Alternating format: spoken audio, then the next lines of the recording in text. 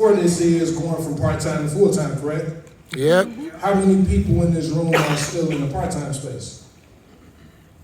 Got it, so a few. So I'm gonna teach through a couple of things for the people who are still in the part-time space, who maybe wants to transition to full-time, but then also the full-timers who are looking for some more leaders. A little bit about my story. The biggest thing when it comes to making that jump is you choosing to make that decision for yourself. And what exactly do I mean by that? It was actually this time last year. We just had a trip, we went a trip to go to the Bahamas. And I took my mom, it was for her birthday.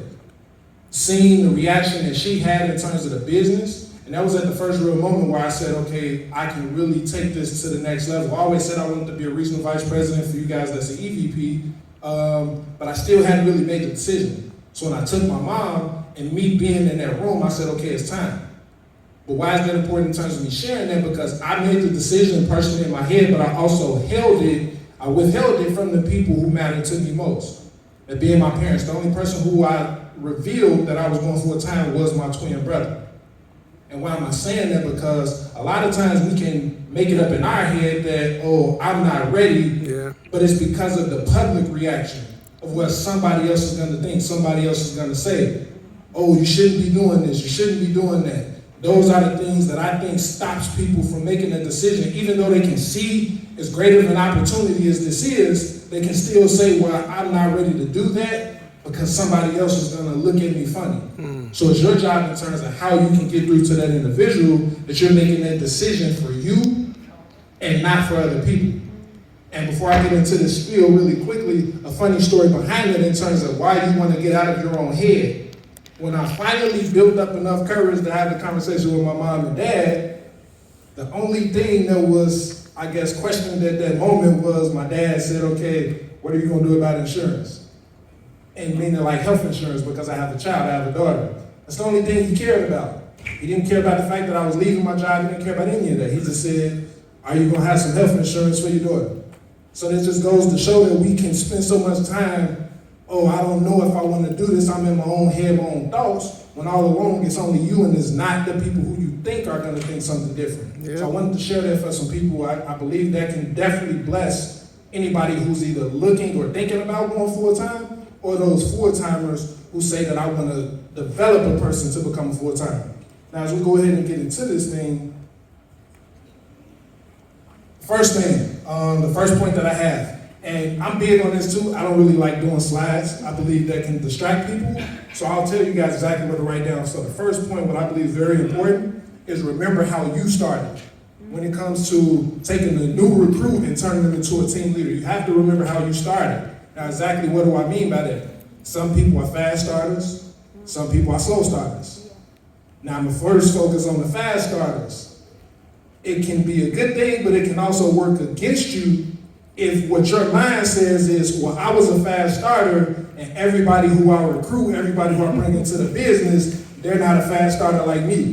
Good point. So because you start to put them to the side, you don't think they're taking it seriously, when in reality it's just that everybody is different. So I think that point is very important to understand that just because you may have started a certain way, it doesn't mean everybody else is gonna do that.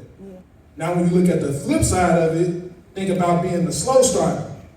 That can definitely impact you a lot more ways than it can help you.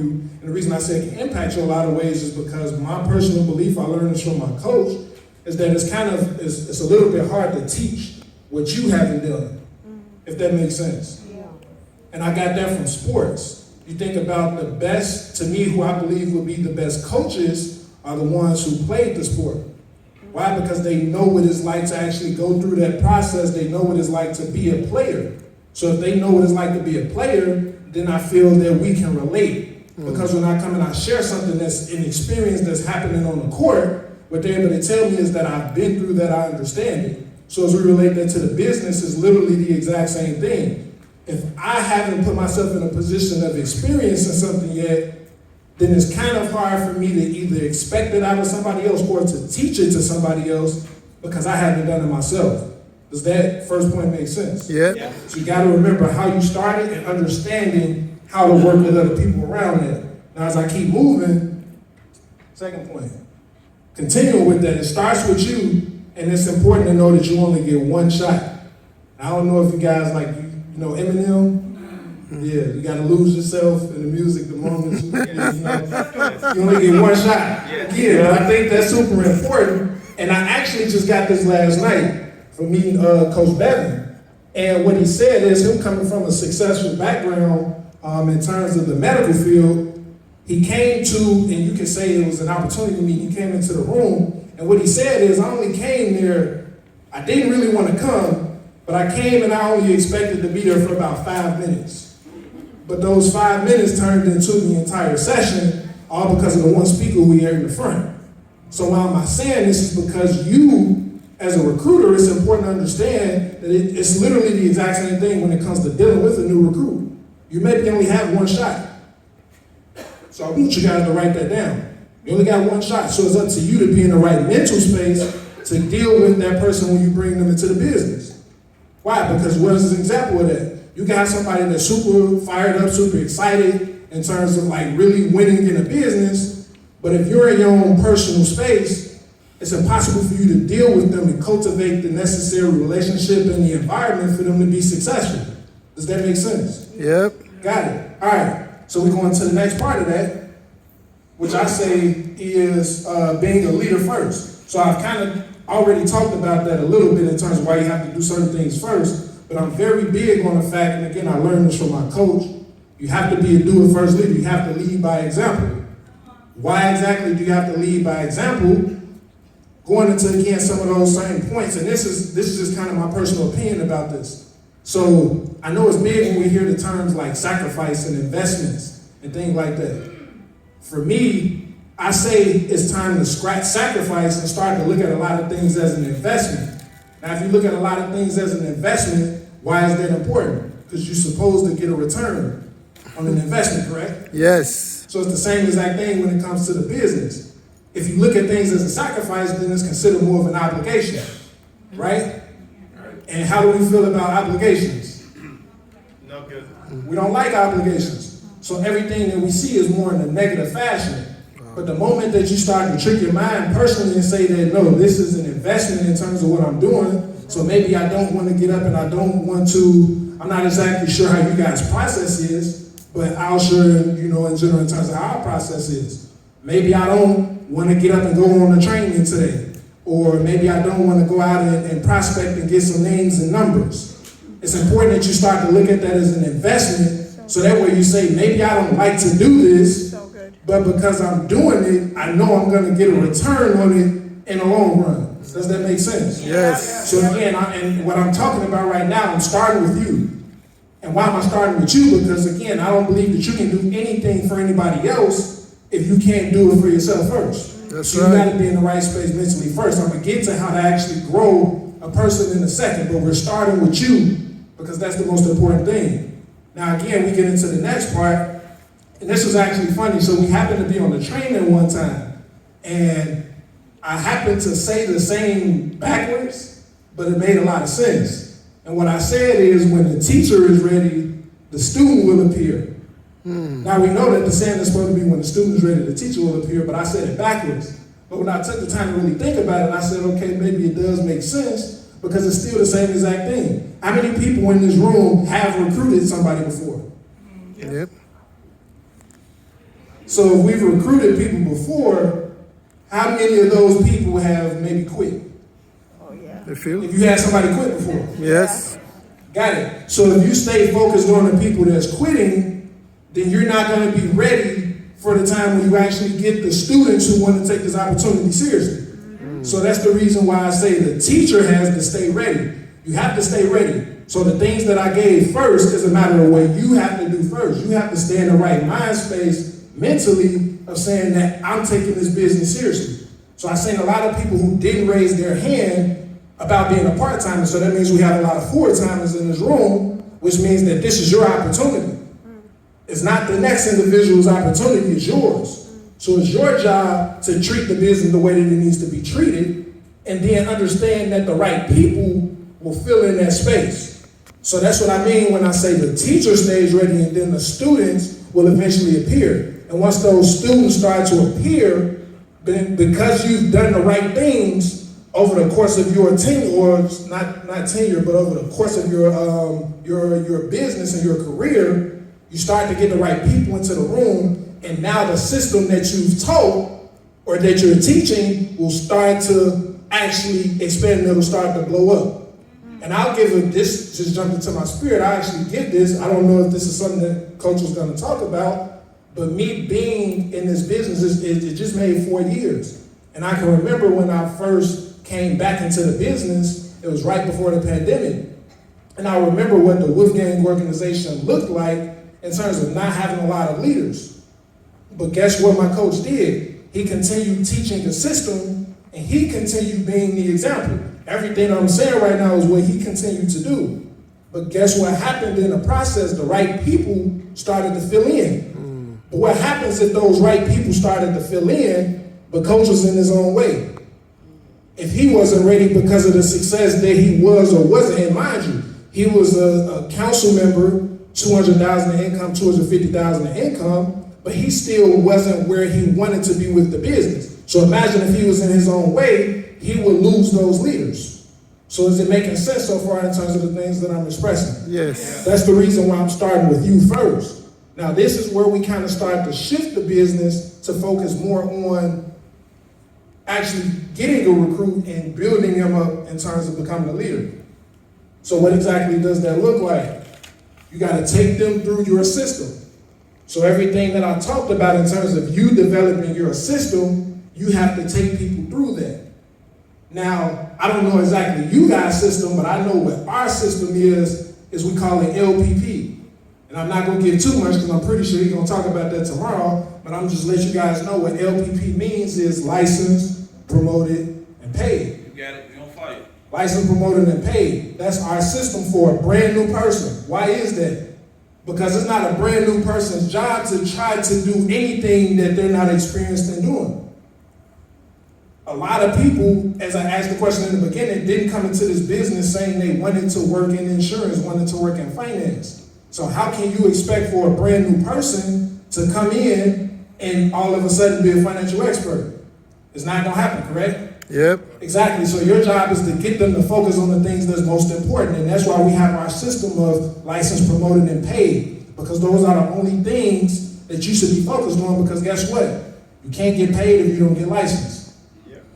You can get licensed, but if you don't know what you're doing, you're not gonna get paid. That's right. So those are the only things that we want you to focus on. Now, once that's been accomplished, and now you're considered certified, then we're gonna get you really going through the process to become independent, to become a leader. And what exactly does that look like to develop and become a leader? You have to connect immediately and consistently.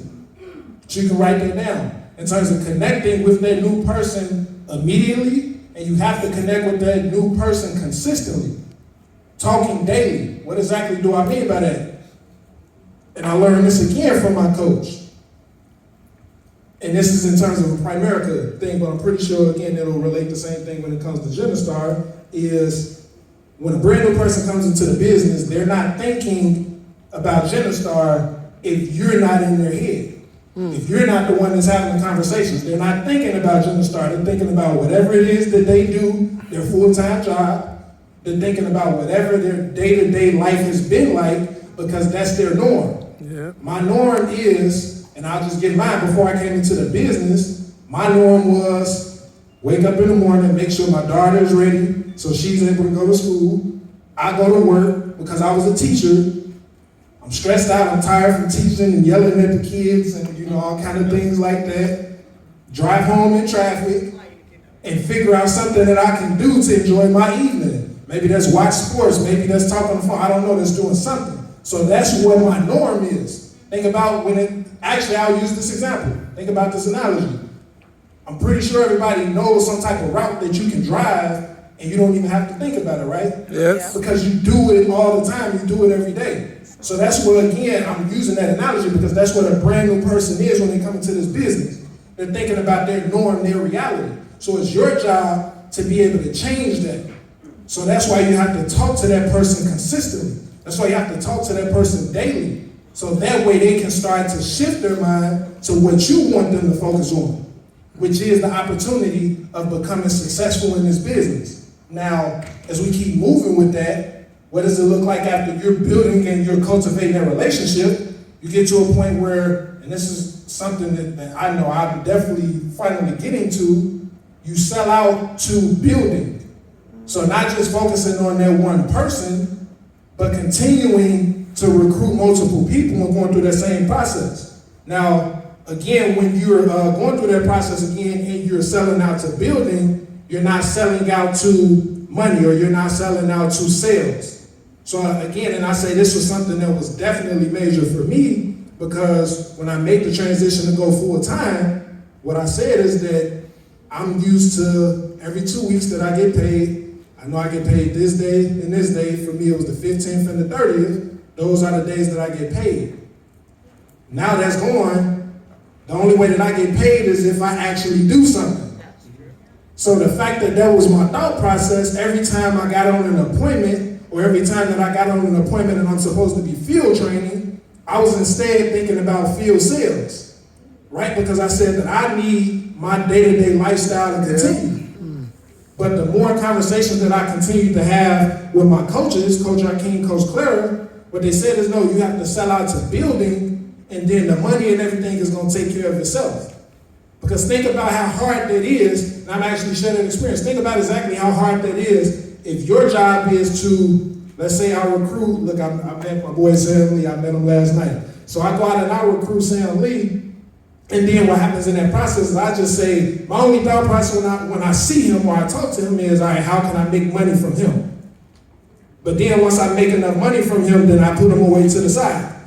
And then I have to go through that process again and again and again, and I gotta go to the next person. Okay, how can I make money from them? Okay, how can I go make money from them?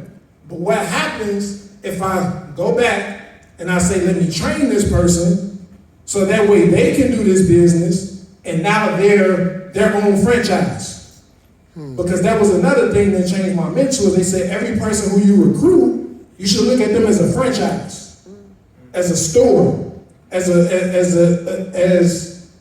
financial institution. You can look at it that way. Why? Because the goal is that we can go into multiple directions, correct? That's right. So now if I take enough time, I develop this person, okay, now they can go make money here, and I can still make money there without being there. And now let me go this direction. I recruit a new person. I take the time, I develop them.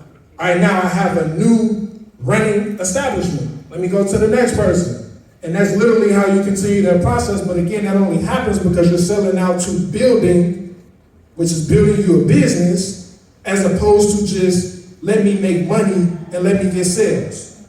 That part makes sense. Yes.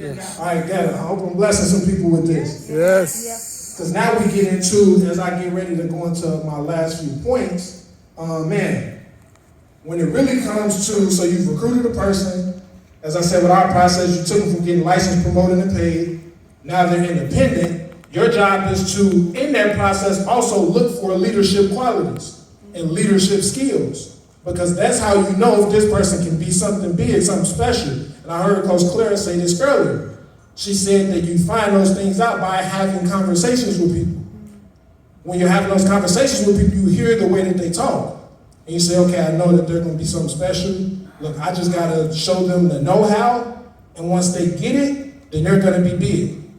Same as I think, the next person I recruit. Maybe they don't have it now, but they can grow to it. Because again, because I'm having intentional conversations, they might be more of a crock pot. Everybody's not going to be a microwave. But like Coach Clara said, because I know they have goals and dreams, then I know there's something that I can get from them to grow them to a point where they eventually become a leader. But then also other things that you want to look for when it comes to leadership quality, there's going to be things like who steps up in training. Maybe they're brand new, but they're super excited and they're not sitting in the back of the room afraid to speak. They're the first ones ready to come off of mute. They're the first ones not first ones, but they're asking a lot of questions. That means that they're really trying to get it so they can take off and they can explode. But when you're intentional enough and you pay attention to those things, what you start to see and notice is, okay, I know this person is going to be a leader. this will be one of my leaders. So again, it's my job to continue connecting and building all of those necessary relationships. Now, as I get to the last point, what I had, because I believe this is definitely major, this is a big thing I know what I used to do. When I took people through those first couple of steps, then I kind of said, okay, you got it. Go figure it out. And why did I say that? Because again, I knew what I did. I said that I wanted to be a student in this business, so what I did is I spent what Coach calls a lot of off-season work. I spent a lot of time on my own learning about insurance, learning about investments, learning these things so that way I can be good. But the reality is everybody won't be that way. So if you get a person to the point where they're licensed and they're somewhat independent and you just put them to the side and you say, okay, now go do the business, guess what happens is they feel like they're alone. Yep. Exactly, I just heard it in the back. It gets to a point where they'll quit. Why? Because they'll start to run into some challenges and some obstacles. And because they're running into those, what they're saying is, okay, well, maybe this is just not meant for me. I'm not good enough for this. This was only good enough for Lee. He was made for this, he was built for this, but I'm not. And that's what hurts the retention. But it's your job, no matter what level they get to continue to help them win. And how do you help them win? This is where it shifts to when the student is ready, the teacher will appear. Because they're continuing to go through it, and they're going out, you're giving assignments. I learned this as well from my coach. I'm giving assignments, they're going and they're completing them. And then they come back, and I'm able to teach them and coach them through that process and not say, oh, well, you went out and you did it, and now just figure it all out. But I'm helping to coach them through that process so that way they can eventually get to a point of winning. And then what happens from that, you understand that, and this is also, again, what I heard Coach Clara say in the beginning, is that when you find out their goals and dreams, your job is to make sure that they get to that finish line. So man, yesterday being the day for Kobe Bryant, that was Kobe Day. That was my favorite basketball player. But he had a famous statement that said, job not finished.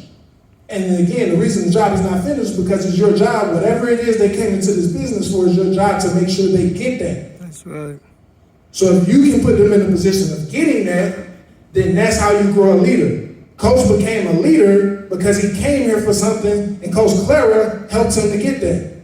Is that part making sense for people? Yep. So it's your job to do that. It's not their job to go out and try to figure out how to get to that finish line. It's your job to get them to the finish line because you're further than they are. Preach. And this is definitely big as well. When you think about you being further than where they are, you can teach to the level in terms of where you are.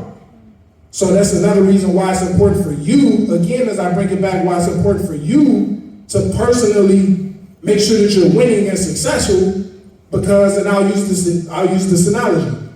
I don't know all of the levels, so I'll use it in our sense. Right now, I'm a regional leader, so I'm a step away from a regional vice president. Group leader. Group leader, got it. So,